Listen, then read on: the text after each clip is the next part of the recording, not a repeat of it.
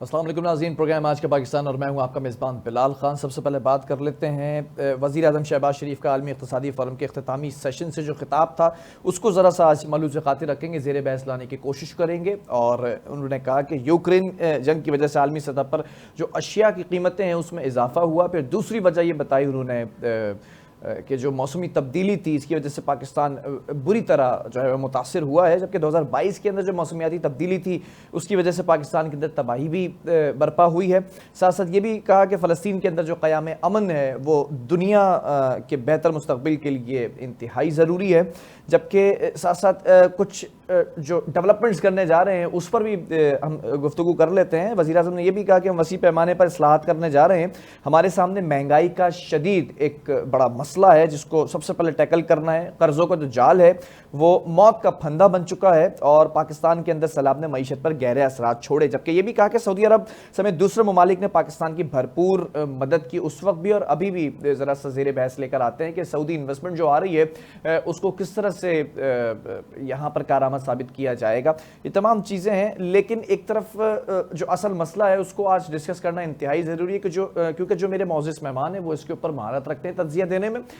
خان صاحب کی اگر بات کر لی جائے وہ ابھی بھی اڈیالہ جیل کے اندر ہیں، سلاخوں کے پیچھے ہیں، لیکن بات یہ کی جا رہی ہے کہ کوئی ڈیل ہو گئی ہے یا نہیں ہوئی ہے، ڈیل ہے یا پھر کسی قسم کی کوئی ڈھیل جو ہے وہ مل سکتی ہے یا ہو سکتی ہے، اس پر بات کر لیتے ہیں۔ ہمارے ساتھ سینئر تجزیہ کار فضا شکیل صاحبہ موجود ہیں، ایک طرف آپ کا بہت شکر گزار ہوں، دوسری طرف سینئر تجزیہ کار علی رضا شاف ہمارے ساتھ موجود ہے، آپ کا بھی بہت شکریہ۔ علی، آپ کی اجازت سے میں ذرا فضا سے اسٹارٹ کرنا چاہوں گا۔ فضا، ذرا پہلے وزیر اعظم شہباز شریف صاحب کے کچھ جو اس وقت اقوال زرعی ہیں ان کے اوپر ہم گفتگو کر لیتے ہیں۔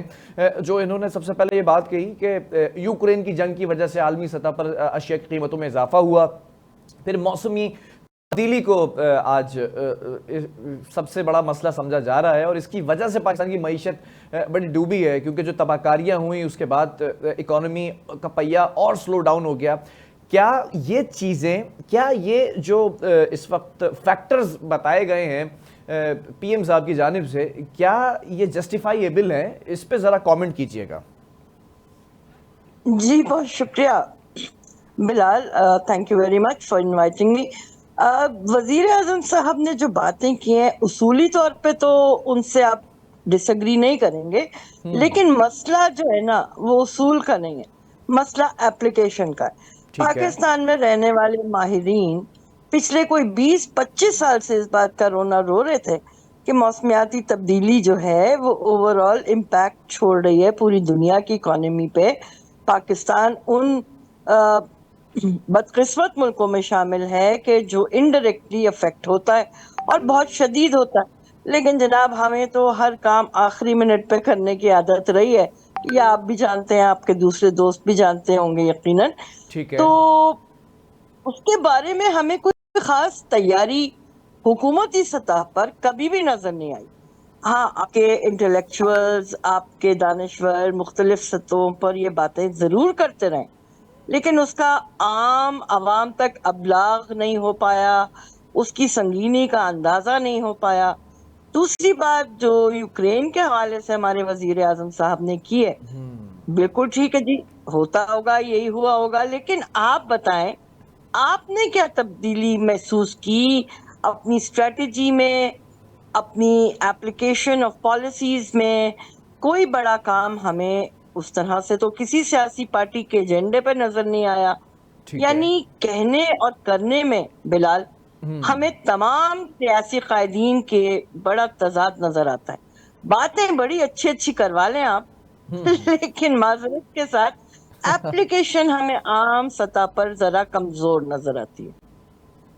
ٹھیک ہے، علی رضا شاف آپ سے بھی گفتگو کا آغاز کر لیتے ہیں۔ جو انیشل کامنٹ ہے اسی پر چاہوں گا کہ وزیر اعظم شہباز شریف صاحب ابھی بھی ماضی کا حصہ جو ہے وہ اپنے آپ کو تصور کر رہے ہیں خود کو، اور ابھی یہ جو حکومت ہے اس کو پی ڈی ایم کی حکومت ہی سمجھ رہے ہیں، جبکہ یہ کہا تھا یہ پی ڈی ایم 2 نہیں ہے، پی ڈی ایم 2.0 کہنے پر بھی بڑے پولیٹیشنز ایسے ہیں جو میرے اس پروگرام کے اندر بڑا چڑ کر گئے ہیں، بڑا برا مانا ہے۔ لیکن جب ماضی کا تذکرہ اتنی کثرت سے ہوگا تو کیا مستقبل کی تیاری میں مصروف نظر آئیں گے یہ پھر؟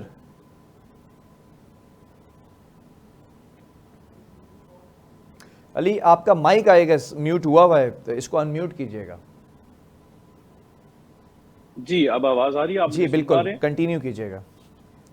جی بلال صاحب بہت شکریہ, آپ نے بات کرنے کا موقع دیا. دیکھیں پی ٹی ایم کی جو 16 ماہ کی حکومت ہے, اس وقت جب وہ حکومت تھی اور جب وہ حکومت ختم ہو رہی تھی تو اس وقت بھی یہ انڈیکیشنز مل رہے تھے کہ جو اگلی حکومت ہوگی وہ اسی حکومت کا تسلسل ہوگی. ٹھیک ہے. اور یہ تو طے ہے, اور جس طریقے سے یہ حکومت بنی ہے, جس طریقے سے فارم ہوئی ہے, اسی طرح سے بس اس میں فرق صرف اتنا ہے کہ اس دفعہ پیپلز پارٹی بجٹ کے بعد جو ہے وہ وزارتیں لے گی, کیبنٹ کا حصہ بنے گی. اس کے علاوہ باقی تو وہ پی ڈی ایم ہی ہے, اور پی ڈی ایم 2.0 ہے, اس میں کوئی شک نہیں ہے, اور وہ سمجھنے والی بات نہیں ہے ہی پی ڈی ایم 2.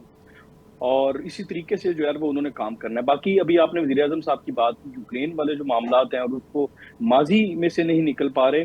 دیکھیں یوکرین کی جنگ کا امپیکٹ تو پڑا ہے, اور پاکستان پہ تو اس طریقے سے نہیں پڑا, لیکن آپ دیکھیں یورپی مارکیٹ اور یورپی کنٹریز کتنا اس سے جو ہے وہ وہاں پر انفلیشن کتنا جو ہے وہ بڑھا ہے یوکرین کی جنگ اچھا سے. اور ہم نے اس جنگ اگر ہم نے یہ بات کی ہے تو وزیر اعظم نے اس کے ساتھ غزہ کی بھی بات کی ہے. بیسیکلی وہ لنک کر رہے تھے کہ اگر یہ ہم ان تمام یہ امن قائم ہوگا یوکرین سمیت غزہ میں بھی, تب ہی جو ہے وہ دنیا میں جو ہے وہ یہ اقتصادی ترقی ہو سکتی ہے. اور یہ اقتصادی ترقی تو امن سے ہی جو ہے نا جڑی ہوئی ہے.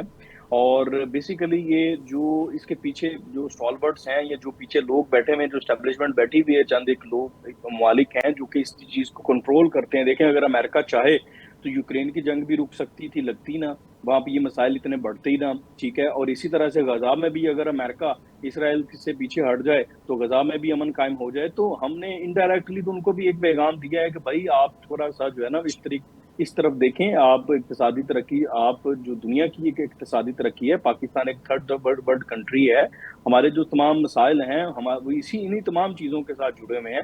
تو ہم نے تو ان تمام چیزوں پہ زور دیا ہے, اور ہم نے ساتھ غزہ کی بھی بات کر دی ہے. تو میرے خیال سے یہ یوکرین پہ رکھ کے, اور ہم نے اپنے مسائل بھی ان کو بتا دیے ہیں, اور ان کو یہ بھی بابر کروا دیا ہے کہ آپ جو ہے وہ عالمی امن قائم کرنے میں اپنا کردار ادا کریں, جو کہ آپ نہیں کر رہے. اچھا ٹھیک ہے, میں ذرا اس طرف بھی آؤں گا, غزہ کے اوپر بھی آؤں گا جو آپ نے اس وقت ٹاپک چھیڑ دیا ہے. لیکن فضا ذرا سوال یہ ہے کہ اس وقت جو کیبنٹ ہے وہ خاصی یہ سمجھی جا رہی تھی, لانے والے یا پھر جو بٹھانے والے ہیں وہ بھی یہ بڑا اعتماد کر کے لے کر آئے کہ شاید اب یہ بہتر کریں گے. ابھی ریسنٹلی ماضی قریب کے اندر ہی ان سے ایک ایکسرسائز کرائی گئی, پی ڈی ایم نامی ایکسرسائز تھی وہ, جو کہ فلاپ نظر آتی ہے. اب اس وقت جو کیبنٹ ہے, خاص طور پر فیڈرل کیبنٹ کی اگر بات کر لوں میں آپ سے, تو آپ اپنے ذرا مائکروسکوپک انداز میں انالیسس دیں کہ کتنا پوٹینشیل نظر آ رہا ہے اس وقت اس کیبنٹ کے اندر کہ کر لے گی کیبنٹ اس ملک کو, چلا لے گی 1-1.5 سال, کچھ بہتری کی طرف لے کر آئے گی, یا اور دیوالیہ نکلتا نظر آ رہا ہے؟ جی بلال, اس میں بھی دونوں طرف کا آرگیومنٹ دیا جا سکتا ہے. بڑی خوش امیدی پیدا ہوئی تھی کہ جی ایک براڈر بیسڈ کولیشن طرح کا کچھ تجربہ ہوگا, اور شاید وہ ملک کے استحکام کی طرف نشاندہی کرے گا یا اس کا راستہ متعین کرے گا. لیکن پیپلز پارٹی کا جو توہن و کرہن ذرا احتراز کا معاملہ چل رہا ہے, اس سے بھی کچھ شکوک آتے ہیں سامنے کہ ایسا کیا ہو رہا ہے کہ پیپلز پارٹی پوری طرح سے اپنے آپ کو اس پورے سیٹ اپ کا حصے دار نہ سمجھنا چاہتے ہیں, نہ ان کا طرز عمل اس طرف نشاندہی کر رہا ہے. دوسری بات جو آپ نے کی, اب تو حکومت نے خود اپنے اندر, خود اپنے ہاتھوں سے ایک طرح کی دراڑ ڈال دی. کس طرح؟ آپ نے ایک طرف وزیر خزانہ بنائے, آپ نے ان کو بااختیار بنایا, دوسری جانب آپ نے ایک غیر آئینی عہدہ جو کہ ہے روایتاً ہمارے ہاں ڈیپٹی پرائم منسٹر. اب اسحاق ڈار صاحب ایسا کون سا کام کریں گے جو پرائم منسٹر صاحب کی صلاحیت سے بڑھ کر ہوگا, یا وزارت خزانہ میں انہوں نے انٹروڈ کرنے کے لیے کوئی راستہ اپنے لیے منتخب کر لیا؟ بہت سارے سوالات ہیں بلال. تو اب خوش امیدی پہ ہی قائم ہے پاکستان جناب. اور جو دوسری بات آپ کر رہے تھے, آپ غزہ کو دیکھ لیتے ہیں یا آپ یوکرین کو بھی دیکھ لیتے ہیں, آپ نے انٹرنلی پاکستان کو اکنامکلی سٹیبلائز کرنے کے لیے کیا اقدامات لیے ہیں پچھلے 30 سال میں؟ کوئی ایک قدم تو ایسا بتا دیجئے. آپ اپنے لیے کوئی نیا ایکسپورٹر، کوئی ایکسپورٹ مارکیٹ تک تو دریافت کرنا آپ نے نہیں کر سکے، اور شاید آپ چاہتے بھی نہیں ہیں. تو بلال، میرا تو پریمس اس میں یہی ہے کہ آپ کو you have to walk your talk. آپ جو کہتے ہیں نا وہ عملی طور پر نظر بھی آنا چاہیے کہ آپ اس میں سنجیدہ ہے. ٹھیک ہے. اچھا فضا، میں ذرا ایک اور سوال یہیں کنٹینیو کرنا چاہوں گا، پھر اسی کے اوپر کامنٹ علی کا بھی لیں گے. فضا، جیسے اس وقت آپ نے اسحاق ڈار صاحب کا تذکرہ کیا، اسحاق ڈار صاحب مشہور زمانہ وزیر خزانہ رہے ہیں، تو اب یہ جو مشہور زمانہ وزیر خزانہ ہے اب وہ نہیں ہے خزانہ، تو کیا ایک پالیٹکس، انٹرنل پالیٹکس بھی ہو رہی ہے کیا نون لیگ کے اندر؟ بھائی بھائی کے خلاف کچھ بلاکس بنے ہوئے کیا خزانے پہ بٹھانے کی کسی اور کو تیاریاں کی جا رہی ہیں، یا صرف یہی مسئلہ سمجھا جائے کہ اسی وجہ سے نہیں چل پا رہی ہے یہ حکومت کیونکہ آپسی لڑائی شروع ہو گئی ہے؟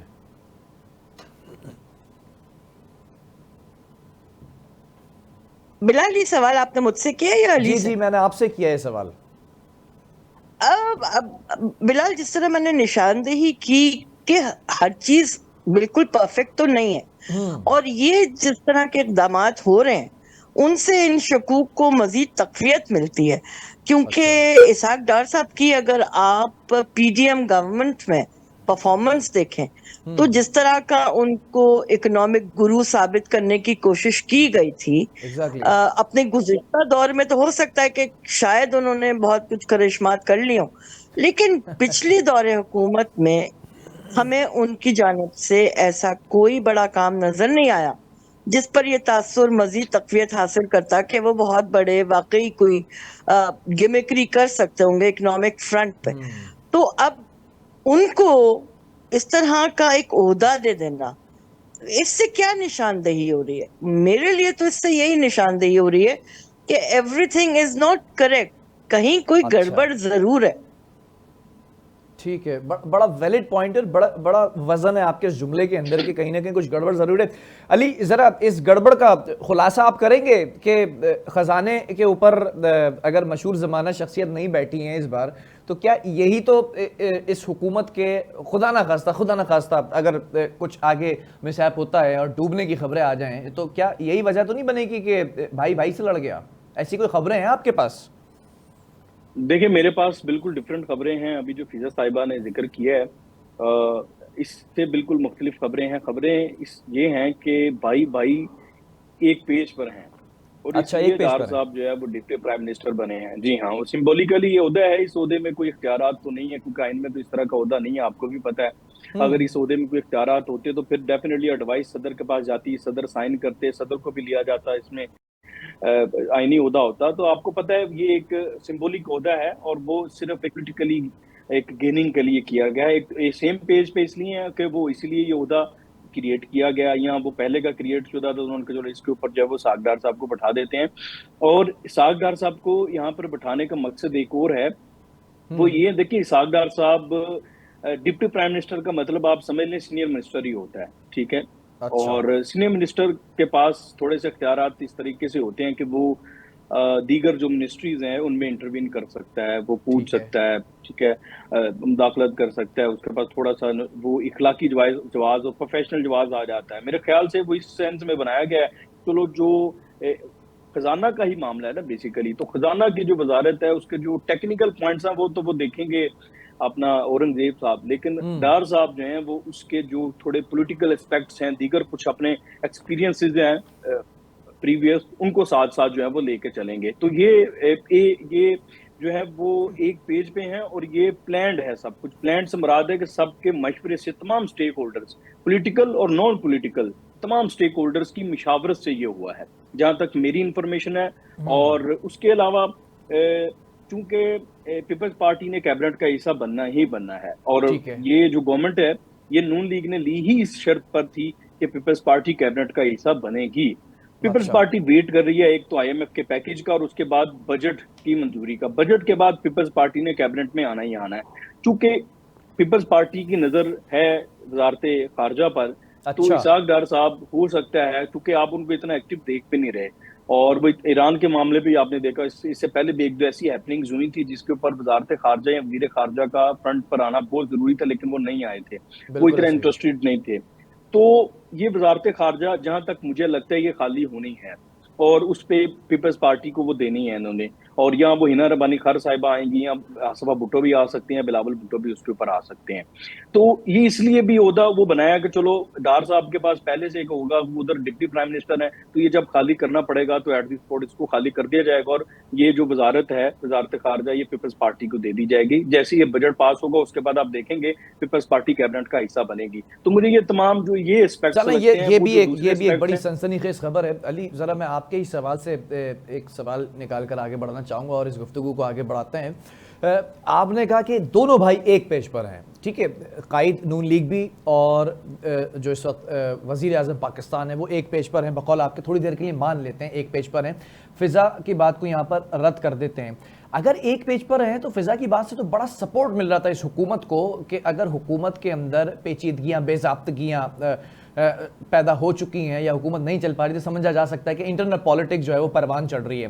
اگر ایک پیج پر ہیں تو انٹرنل پالیٹکس جو ہے وہ ڈونٹ ایگزسٹ. تو اب جب ایگزسٹ نہیں کرتی ہے تو پھر حکومت کی سست روی کی یا پھر حکومت ابھی تک ڈائریکشن نظر نہیں آ رہی، اس کی وجہ کیا ہو سکتی ہے آپ کی نظر میں؟ دیکھیں بلال صاحب، مجھے تو حکومت کی ڈائریکشن اگر میں ایز آبزرور دیکھوں تو حکومت کی ڈائریکشن تو میرے خیال سے جو حکومت کو کام کرنے چاہیے وہ تو حکومت کر رہی ہے. آپ دیکھیں آتے ہی انہوں نے اپنے پہلے ماہ میں ہی سعودی عرب کا دورہ کر لیا شہباز شریف صاحب نے. اس کے بعد سعودی عرب کا ایک بڑا سرمایہ کاری وفد پاکستان آ گیا اور تقریباً $7 بلین کی جو ہے وہ سرمایہ کاری انیشلی جو ہے وہ آپ نے ان سے جو ہے وہ گین کر لی وہ. اور اس کے بعد دوبارہ وزیر اعظم صاحب آپ سعودی عرب گئے ہیں تو وہاں پر جو سعودی وزیر سرمایہ کاری ہیں وہ یہ کہہ رہے ہیں کہ ہمیں آپ کی سپیڈ کا اندازہ ہے اور ہم آپ کے بارے میں جانتے ہیں، آپ کی رفتار کے بارے میں جانتے ہیں. اور آج ابھی کچھ دیر پہلے سعودی وزیر تجارت نے بیان دیا ہے کہ ہم چاہتے ہیں کہ ہماری سرمایہ کاری کا زیادہ سے زیادہ چنک جو ہے وہ پاکستان کی طرف ہے، اور 1-1.5 سال میں ہم اس کا حجم بڑھانا چاہتے ہیں. اس کے بعد اب ایران کے صدر کا دورہ دیکھ لیں، اور ایران کے صدر کا دورہ اس ٹائم میں ہوا ہے جب امریکہ جو ہے وہ آپ کے 4 نیوکلیر سپلائر کا الزام اس نے لگایا کہ یہ آپ کے 4 نیوکلیر سپلائر ہیں بیلسٹک میزائل کے، ان کے اوپر وہ پابندیاں لگا چکا، آپ کو تھریٹ کر سکا. پھر بھی آپ نے ایرانی صدر کا دورہ یہاں پہ کروایا ہے، اور کیونکہ آپ کے اپنے انٹرسٹ کے لیے، اور وہ ان کے ساتھ ہمارے ایک معاہدے ہیں وہ طے پائے ہیں. $10 بلین کی جو ہے وہ حجم کی سرمایہ کاری جو ہے وہ ہم ان کے ساتھ کر رہے ہیں. اس کا قطر کے جو اپنا ذمہ داران ہیں وہ پاکستان کا دورہ کرنے والے ہیں. تو مجھے تو لگتا ہے حکومت کسی جو اس وقت ایک ہی ڈائریکشن اس حکومت کو چاہیے وہ ہے معیشت، اور معاشی جو ڈائریکشن ہے وہ SIFC کے تحت ایک جو ہونی چاہیے وہ مجھے یہ لگتا ہے کہ وہ چل رہی ہے. باقی آپ کی جو رائے ہے میں اس کا بھی احترام کرتا ہوں، اگر آپ کو کہیں پہ لوپ ہولز لگتے ہیں وہ ہو سکتے ہیں، لیکن مجھے یہ لگتا ہے حکومت کی جو ڈائریکشن ہونی چاہیے اس وقت وہ ایک ہی ڈائریکشن ہے، وہ معاشی ڈائریکشن، اور وہ اس وقت بالکل درست سمت میں چل رہی ہے. چلیں ٹھیک ہے، آپ کی یہ بات مجھے اچھی لگی کہ رائے کا احترام کرتا ہوں. بڑے عرصے کے بعد تجزیہ کاروں کو لینے کا فائدہ یہ ہوتا ہے کہ یہ ایک دوسرے کی رائے کا احترام کرتے ہیں. اگر سیاستدان آج کی سیاست کو دیکھ لیں تو رائے کا احترام میرے پروگرام کے اندر تک یہ ختم ہو چکا تھا. فضا ذرا آپ سے سوال کر لیتا ہوں میں اس پر کہ ٹھیک ہے انویسٹمنٹس آ رہی ہیں، چیزیں ہو رہی ہیں، کیا اس وقت پولیٹیکل اسٹیبلٹی آپ کو نظر آ رہی ہے؟ یہ بھی ایک بہت بڑا مسئلہ ہے جس کی وجہ سے جو خاص طور پر پاکستان کے جو بزنس کمیونٹی ہے وہ یہ وزیر اعظم کو یہ مشورہ دیتے نظر آ رہے ہیں کہ آپ اڈیالہ کے باسیوں سے بھی ہاتھ ملائیں، بھارت سے بھی ہاتھ ملائیں. یہ اس کے پیچھے وجہ کیا ہو سکتی ہے کہ کیا بزنس مین کمیونٹی اس وقت بھی پریشان ہے کہ پولیٹیکل انسٹیبلٹی کی وجہ سے ان کا پیسہ نہ ڈوب جائے انویسٹمنٹ اگر کرتے ہیں کہیں؟ دیکھیں اگین وہی والی بات ہے کہ ہر سوال کے بہت سارے پہلو ہو سکتے ہیں. اگر علی ہماری حکومت کی سمت سے مطمئن ہے تو یہ بالکل ان کا تجزیہ اپنی جگہ ویلڈ ہے، لیکن اگر میں اپنی لینس لگا کے دیکھوں تو مجھے یہ لگتا ہے کہ بزنس بہت کام اینڈ کوائٹ سٹائل میں آگے بڑھ رہا ہے. یعنی جس طرح کی افراتفری پچھلے دور میں تھی وہ تو مجھے کافی حد تک ذرا سیٹل نظر آتی ہے. یعنی ویٹ اینڈ سی والی ایک آب و ہوا لگ رہی ہے، کیونکہ میری ٹریولنگ بھی کچھ گزشتہ دنوں رہی ہے مختلف حصوں میں ملک کے لوگوں سے ملنے کا موقع بھی ملا، تو وہ والی انسرٹنٹی تو شکر ہے کہ نہیں ہے، لیکن لوگ پریشان ضرور ہیں کیونکہ ان کا جو کار زندگی ہے وہ خاصی حد تک متاثر نظر آتا ہے. اس کی وجوہات آپ سب جانتے ہیں اور اس بالکل. میں ٹائم لگے گا. جہاں تک آپ نے کاروباری حلقے کی بات کی ہے بلال، کاروباری حلقے کی فتح اسی میں ہوتی ہے کہ تمام سٹیک ہولڈرز جو ہیں وہ آپس میں شیر و شکر ہو کے رہیں. اس میں پولیٹیکل ایفنیٹی بھی ہوتی ہے، آپ کی اپنی انکلینیشن بھی ہوتی ہے، اب آپ کی بہت سارے اینگلز ہوتے ہیں. اب جو اڈیالہ جیل کے باسی کی بات ہو رہی ہے، وہ جب جیل میں نہیں بھی تھے تو بھی انہوں نے کون سا بڑا کارنامہ انجام دے دیا تھا، اور اگر اب وہ نہیں بھی ہیں پوری طرح سے یعنی سیناریو میں، تو ایسا کیا بڑا نقصان ہو رہا ہے. معذرت کے ساتھ ہمارے تمام وہ ویورز جو ان کے لیے ایک نرم گوشہ رکھتے ہیں، مطلب کیا کوئی بھی انڈسپینسیبل نہیں ہے بلال. ہمیں ابھی واچ اینڈ ویٹ کی پالیسی پہ جو ہم چل رہے ہیں تو ٹھیک ہے، کوشس ہے. جو زیادہ پریشان کن بات ہے وہ یہ ہے کہ جن وعدوں کی آپ نے بات کی ہے وہ ٹرانسلیٹ کتنے عرصے میں ہوں گے اور ان کے ثمرات عام آدمی تک کب پہنچیں گے. بھائی میں تو ایک وعدے پہ ذرا کوشچن کرنا چاہتا ہوں. آپ دونوں کے کانوں سے اگر یہ بات گوش گزار ہوئی ہو تو ذرا مجھے بتائیے گا. اگر میں کہیں غلط ہوں تو میری تصحیح ضرور کر دیجیے گا اس جملے کے بعد. اور خاص طور پر یہ جب کلپ نکل کر جائے گا ان سپورٹرز اور ووٹرز پر تو وہ ذرا اس کے اوپر آواز اٹھا سکتے ہیں کہ ان سے تو وعدہ یہ ڈائریکٹ براہ راست کیا گیا تھا. وہ 200-300 یونٹ فری بجلی کا کیا ہوا؟ آپ لوگوں کو ملی ابھی تک؟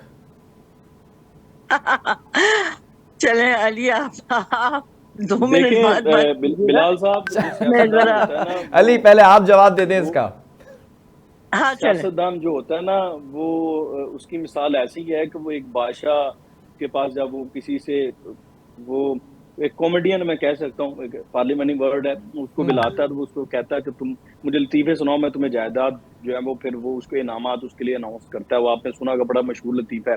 وہ اس کو لطیفے سناتا ہے، وہ کہتا ہے فلاں بھی تمہارا، فلاں محل بھی تمہارا، فلاں بھی تمہارا. وہ کہتا ہے کل آ کے لے لینا. وہ کل آتا ہے تو وہ کہتا ہے تم نے میرے کانوں کو خوشی بخشی، تم مجھے جو ہے وہ محسوس کراتے رہے، اور میں نے تمہارے کانوں کو یہ انعامات اناؤنس کر کے جو ہے وہ. تو سیاستدان کی بھی جو یہی مثال ہوتی ہے. تو وہ رانا ثناءاللہ صاحب نے اس کی آپ کو جواب دیا ہوگا، آپ کو شاید یاد ہوگا، ابھی ریسنٹلی وہ بار بار یہی بات کرتے ہیں کہ ہم نے یہ کہا تھا اس شرط کے ساتھ کہ ہمیں سادہ اکثریت دیں گے تو تب ہمارے منشور پر عمل ہوگا. چونکہ ہمیں سادہ اکثریت عوام نے نہیں دی تو اب ہم عوام سے یہ بدلہ لیں گے کہ یہ جو 200-300 یونٹ ہیں جو ہم نے وعدے کیے ہیں یہ ہم پورے نہیں کریں گے. تو یہ تو عوام کو اب سوال کرنا چاہیے. جب ابھی ضمنی الیکشن تھے تب بھی عوام سوال کر سکتی تھی، آئندہ جب الیکشن آئیں گے تب یہ تو عوام کے ہاتھ میں ہوتا ہے نا. جب وہ یہ وعدے کرتے ہیں سیاستدان اور بھول جاتے ہیں یا اس کو شرط لگا دیتے ہیں، مشروط کر دیتے ہیں کسی چیز کے ساتھ. فضا ذرا اس کے اوپر رسپونڈ کرنا چاہیں گی؟ جی جو بات آپ نے کی اور علی نے جس طرح جواب دیا، جناب وہ جس زمانے میں مینیفیسٹوز اناؤنس ہو رہے تھے تو سوال تو میں نے بھی اٹھایا تھا کافی فورمز پہ کہ یہ 300 یونٹ آپ کیسے دینے والے ہیں. تو میں آپ کو یاد کرا دوں یہ سولر چیز آپ نے میرے پروگرام میں بھی پینلز کہی تھی، سب لگائے مجھے یاد ہے جب الیکشن کیمپینز کے پروگرام ہم کر رہے تھے بیٹھ کے. ایگزیکٹلی. تو بتایا یہ گیا تھا کہ جی سولرائزیشن ہوگی تو یوں ہوگا، یعنی ہم نے تو طے اسی وقت کر لیا تھا کہ نہ نارمن تیل ہونا ہے، نہ رادھا نے ناچ دکھانا ہے آپ کو. تو یہ بالکل صحیح ہے جو علی نے بات کی ہے کہ وہ وعدہ ہی کیا جو وفا ہو جائے. تو یہ تو چلتا ہے، یہ تو چلتا ہے جناب. اب کب تک چلے گا اس کا فیصلہ ہمارے عوام کو کرنا ہے. چلیں ٹھیک ہے، let me switch towards another topic. ذرا یہ بتا دیں کہ ایک مسئلہ کھڑا ہو چکا ہے، قیاس سرائیاں ہو رہی ہیں، خان صاحب جیل سے باہر آ رہے ہیں نہیں آ رہے ہیں، پارٹی کے اندر ہی اختلافات شروع ہو گئے. گوہر صاحب کچھ کہہ رہے ہیں، مروت صاحب کچھ کہہ رہے ہیں، اے پی سی کی چیئرمین شپ کسی کو جانی ہے کس کو نہیں جانی ہے، خان صاحب نے کیا اناؤنس کیا ہے. ذرا صرف اتنا بتا دیں فضا، آپ سے اسٹارٹ کر لیتے ہیں اس ٹاپک کو، کہ گوہر صاحب نے واضح طور پہ کہا ہے کہ جو بات ہونی ہے وہ حکومت کے ساتھ ہوگی، اداروں کے ساتھ کسی کو بات کرنے کی اجازت نہیں ہے، کسی پارٹی کے رہنما کو بھی بڑا اسٹریٹ فارورڈ دیجیے، کوئی لینینسی نہیں دکھائی جا رہی، کوئی فلیکسیبلٹی نہیں ہے. حکومت کی طرف سے بیانات کچھ ایسے آ رہے ہیں کہ ہم بیٹھ کر بات کرنے پہ بھی راضی ہیں اور آنا چاہ رہے ہیں. تو کیا کوئی رہائی نظر آ رہی ہے عنقریب آپ کو اڈیالہ سے؟ دیکھیں آپ بھی جانتے ہیں اور میں بھی جانتی ہوں بلال کہ اس نظام میں ہستی کو جو پاکستان تک محدود ہے کون چلا رہا ہے، اس کی منشا، اس کی مرضی ہوگی تو عمران صاحب کیا سارا اڈیالہ جیل باہر ہوگا سڑکوں پہ، اور اگر اس کی مرضی نہیں ہوئی تو نہ میری مجال، نہ آپ کی مجال، نہ کسی اور کی مجال۔ اب شنید یہ ہے کہ جو بڑے صاحب ہیں انہوں نے اس کو ذاتی انا کا مسئلہ بنایا ہوا ہے، اور بڑے صاحب کی جو نشاندہی میں کرنا چاہتی ہوں، آپ کے ناظرین اور آپ بخوبی جانتے ہوں گے، واللہ عالم یہ سننے میں آیا ہے۔ تو جناب یہ جو تحریک انصاف کی اس وقت نہیں یہ کی بڑے صاحب کا مسئلہ قیادت ہے یا خان صاحب کا مسئلہ ہے کہ وہ نہیں آ رہے اس پلیٹ فارم پر، اس پیج پر؟ نہیں خان صاحب بھی دیکھیں اسی نظام کا حصہ ہے، انہوں نے جو سیاست اپنی کی ہے کچھ تھوڑا بہت سبق تو سیکھ ہی لیا ہوگا انہوں نے بھی۔ ایک بالکل اپرائٹ قسم کا پولیٹیشین اس ملک میں معذرت کے ساتھ زیادہ عرصے چلتا نہیں ہے اور چل سکتا بھی نہیں ہے، گراؤنڈ ریالٹی یہی بتاتی۔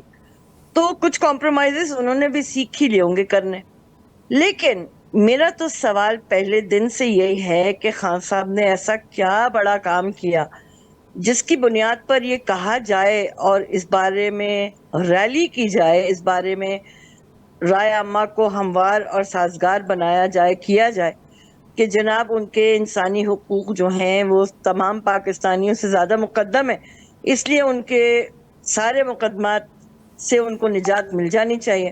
اور یہ مقدمات آپ بھی جانتے ہیں ان میں کتنا دم ہے اور کتنا دم نہیں ہے، یہ ٹھیک تو ہے، ایک ٹھیک ہے۔ اصولی بات ہو گئی۔ علی ذرا اس پر کامنٹ کیجئے گا، کوئی رہائی ہوتی نظر آ رہی ہے اڈیالہ سے عنقریب کچھ ہی مہینوں میں یا پھر کچھ ہی دنوں میں؟ کیونکہ بڑی قیاس سرائیاں ہو رہی ہیں، ایک بلاک ایسا ہے جو کہہ رہا ہے، خاص طور پہ لطیف کھوسہ صاحب ہیں، وہ تو یہاں تک شور تھے کہ اپریل کے آخری ہفتے کے اندر آپ کو جلد خان صاحب باہر نظر آئیں گے۔ پھر کچھ لوگوں نے یہ کہا، حلیمہ بی بی صاحبہ نے بھی یہ کہا کہ میری تو بات ہوئی ہے سپٹمبر تک یہ چلے گا معاملہ، کیونکہ ججز کی چھٹیاں آ جائیں گی 1-2 ماہ کی، اس کے بعد تک یہ معاملہ کھینچا جائے گا۔ آپ کے سورسز کیا کہہ رہے ہیں، کوئی رہائی ہے قریب؟ دیکھیں بلال صاحب، ماضی قریب میں تو عمران خان صاحب کی رہائی کہیں پہ بھی نہیں ہے، اور یہ ایک بیانیہ ہوتا ہے۔ آپ دیکھیں اس سے پہلے بھی چھوٹی سے پہلے کہا گیا کہ 26 رمضان سے پہلے رہا ہو جائیں گے، تو وہ ان وکلاء کو بھی پتا تھا کہ ایسا کچھ نہیں ہے، وہ ایک موٹیویشن تھی، ایندھن تھا اپنے کارکنوں کو جو ہے وہ متحرک کرنے کے لیے۔ اور میری جو سورسز اور میرا جو انالیسز یا میری جو ایک فورس ہی ہے، ماضی قریب میں مستقبل قریب میں تو اس طرح کی کوئی رہائی جو ہے نا وہ نظر نہیں آ رہی، اور کم از کم اس سال تو نہیں ہے۔ اور چونکہ ان کے کیسز اس طریقے کے ہیں، اگر یہ کہ ان کیسز سے ان کی جان چھوٹے گی تو بہت سے کیسز جو ہیں وہ تیار پڑے ہیں۔ 9 مئی کے کیسز کچھ ایسے ہیں جو کہ قریب ہیں۔ اور باقی دوسری بات، جو ڈیل کی کوشش کر رہے ہیں یا این آر او کی کوشش کر رہے ہیں یا آپ اس کو کہہ لیں مذاکرات کی کوشش کر رہے ہیں، اس کے اوپر میں کومنٹ کرنا چاہتا ہوں۔ دیکھیں عمران خان صاحب کا رویہ کبھی سیاستدانوں والا رہا نہیں، ورنہ یہاں تک نوبت نہ آتی۔ عمران خان صاحب نے کبھی بھی نہیں سیکھا، نہ ماضی میں سیکھا نہ اب آ کے سیکھا۔ 2013 میں دھرنا تھا، تب بھی وہ سیاستدانوں کے ساتھ بیٹھنا نہیں چاہتے تھے، مذاکرات نہیں کرنا چاہتے تھے۔ آج بھی وہ آپ چھپ چھپ کے جو ہے وہ اس وقت ملاقاتیں کرتے تھے، جو ملٹری کے لوگ تھے، بعد میں جو ہے وہ ساری خبریں آپ نے دیکھا پتہ چلتی تھی، جہانگیر ترین صاحب کو بھیجتے تھے ملاقات کے لیے۔ تو اب پھر وہ یہ چاہتے ہیں کہ جس آرمی چیف پر وہ الزام لگاتے ہیں کہ میری بیوی کو زہر دے رہے ہیں یا میری بیوی کو انہوں نے سزائیں سنوائی ہیں، میں ان کا پیچھا کروں گا، اس آرمی چیف سے آپ اب مذاکرات کی بات کر رہے ہیں، اور کس منہ سے بات کر رہے ہیں؟ پہلی بات۔ دوسری بات یہ، آپ سیاستدان ہیں، آپ یہ کہتے ہیں کہ آرمی اپنے جو ہے وہ آئینی کردار میں آ جائے، آرمی چیف اپنے آئینی کردار میں آ جائے، اسٹیبلشمنٹ آئینی کردار میں آ جائے، دیگر ادارے آئینی کردار میں آ جائے، پھر آپ کس حیثیت سے ان کے ساتھ مذاکرات کرنا چاہتے ہیں؟ سیاست میں تو آپ خود ان کو کھینچ کے لا رہے ہیں، آئینی کردار سے باہر تو آپ لے کر آ رہے ہیں۔ کون سا آئین ہے پاکستان کا، کون سا اصول ہے پاکستان کا جو کہتا ہے کہ آرمی چیف کے ساتھ آپ نے مذاکرات کرنے ہیں؟ سیاستدان ہے، سیاستدانوں سے بات چیت کریں، آپ وفاداری دکھائیں۔ آپ یہ کہتے ہیں سیاستدان سارے چور ہیں، ان سب کو میں نے پھانسی پہ لٹکا دینا، ان سب کو جیل میں ڈال دینا، ان کے ساتھ میں نے بیٹھنا نہیں ہے۔ تو بات یہ سر، اگر آپ سیاستدان کے ساتھ نہیں بیٹھے گا تو پھر وہ کس کے ساتھ بیٹھے گا؟ چلیں یہی ٹھیک ہے، رویہ ان کا اس کا مطلب 16 ماہ کے رہائی دوران نظر تھا۔ نہیں آ رہی، یہ قیاس سرائیاں ہیں صرف۔ بالکل کیا سرائیاں ہیں، کوئی رہائی نہیں ہے۔ ہاں بشرا بی بی کی اگر کہیں نہ کسی طریقے سے رہائی ہو جائے میڈیکل گراؤنڈ پر، وہ بھی مجھے یہ لگتا ہے ان کی میڈیکل گراؤنڈ پر ضمانت ہو سکتا ہے ان کو مل جائے۔ عمران خان صاحب کی رہائی نہیں ہے۔ چلیں ٹھیک ہے، بہرحال آپ دونوں معزز مہمانوں کا بہت شکریہ۔